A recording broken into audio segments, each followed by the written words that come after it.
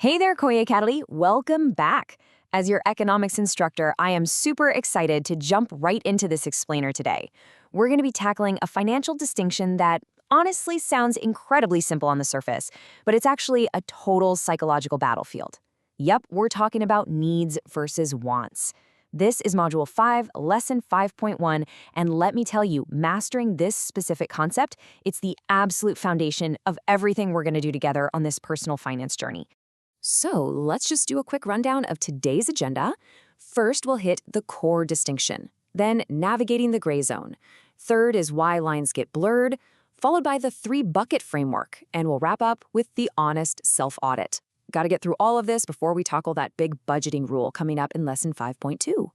But before we even get into the textbook definitions, I want you to just stop and ask yourself this question, and be totally honest here. Is your daily Netflix subscription a need or a want? Think about it. I mean, sure, you probably use it every single day. Maybe it's exactly how you decompress after classes.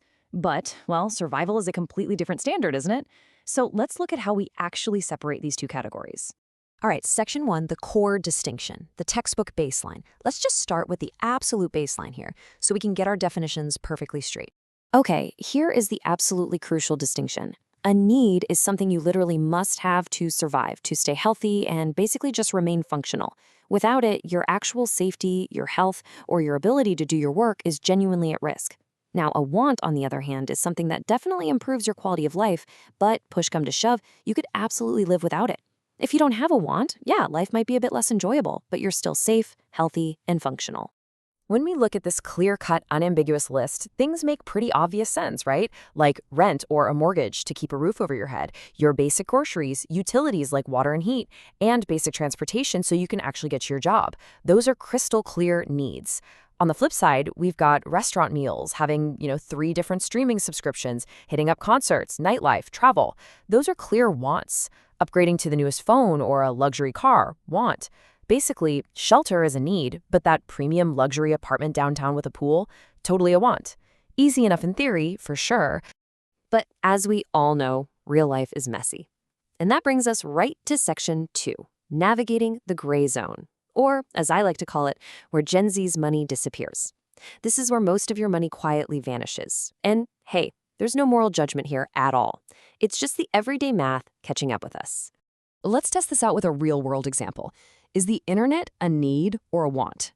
I mean, you need the internet for work, for job searching, for checking Khan Academy updates, and for essential communication, right? So, logically, it must be a need. Well, actually, yes and no. And this brilliantly illustrates the trap we fall into. A basic internet connection for those essential communications, absolutely a need. But a premium gigabit plan so your gaming streams at full resolution without a single frame drop, yeah, that is a want. Adding RGB lighting to your router doesn't suddenly make it a necessity. The service category itself is a need, but the premium tier you choose to pay for is almost always a want. We see the exact same thing with phone plans, too. A phone for basic calls is a need, but grabbing the absolute latest flagship model with unlimited 5G data, definitely a want. All right, let's look at another one. That morning coffee. Need or want? Now, I know caffeine might feel completely physiologically necessary to drag yourself out of bed at 7 a.m., but let's actually look at the premium version of this habit. Check this out. A $7 daily latte habit stacks up to $2,520 a year. That is a massive number. Making a basic cup of coffee at home costs a fraction of that.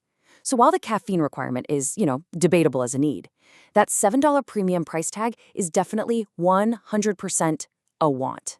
And again, this isn't a sin. There's absolutely no guilt here. You just have to classify it honestly if you want to take control of your finances. Let's take a look at another major trap for young adults today: food delivery and apps like DoorDash or Uber Eats. Obviously, you have to eat, so food is a need. But how does that actually translate when we're talking about delivery? Say you order a meal that costs $35 delivered. Let's dissect that order for a second. The food itself, the actual physical nourishment that you could have bought at the grocery store for roughly $12, that is a genuine need. But paying a $23 premium in delivery fees, service fees, and tips just to get lukewarm fries brought directly to your door, that is entirely a want. And let me tell you, those convenience premiums stack up incredibly fast when you're using them regularly. Which naturally leads us to Section 3, Why Lines Get Blurred, or the illusion of necessity. Because this confusion we all have between a basic need and a premium want, it's not accidental, it's a carefully crafted illusion. You deserve this. Seriously, think about that phrase. This is arguably the most profitable sentence in all of advertising. It completely reframes a want, a totally optional purchase, as a reward you're owed just for existing. It completely bypasses your rational brain and skips right over the part where you evaluate whether you can actually afford it. It's genius, really, but pretty dangerous for your wallet. Entire industries are using these psychological tactics right now to make your wants feel absolutely essential. Why? Because the moment something feels like a necessity, you stop comparing prices. The purchase just becomes automatic. Take subscription psychology, for example. Companies love to say cancel anytime to make it feel super low stakes, but then they put you on autopay so the charge becomes completely invisible. Then there's social media normalization. You're constantly seeing everyone eating out daily or wearing designer clothes, which makes that luxury feel like a baseline standard. And finally, convenience creep. Once you get used to Amazon Prime same-day delivery, simply going to the store or cooking dinner suddenly feels like some sort of terrible deprivation. Okay, enough doom and gloom. Let's move to a practical solution and see how this builds into the framework you'll use for the rest of your financial life. Welcome to Section 4, the 3-bucket framework, categorizing for control. Now, a simple needs versus wants split is definitely useful, but it actually misses a totally crucial third category. So here are your 3 buckets. Bucket 1 is needs. These are your non-negotiables, like rent and basic groceries. Bucket 2 is wants. These are valid, real lifestyle choices, but they are highly flexible. And then there's bucket 3, savings and goals. This is the money specifically directed toward your future self. I really cannot stress this point enough. Bucket 3 is for future you.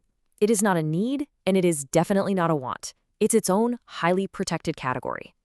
See, if you throw a Roth IRA contribution or your emergency fund savings into the wants bucket, it's just going to get cut the second money gets tight. And as literally any economist will tell you, when money is tight is exactly when you need that financial security the absolute most. All right, now for the actual application. Section 5, the honest self-audit. Information, not guilt. Before we even think about building a budget in our next lesson, you have got to look at your last 30 days of transactions across your bank, your credit cards, Venmo, Cash App, everything. You are going to take every single transaction and put it through this very specific 3-question test to strip away all those marketing illusions we just talked about. Question 1, could I survive without this for a month?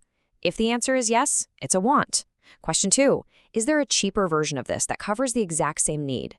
This is how you check for those premium gigabit internet plans or those $7 lattes.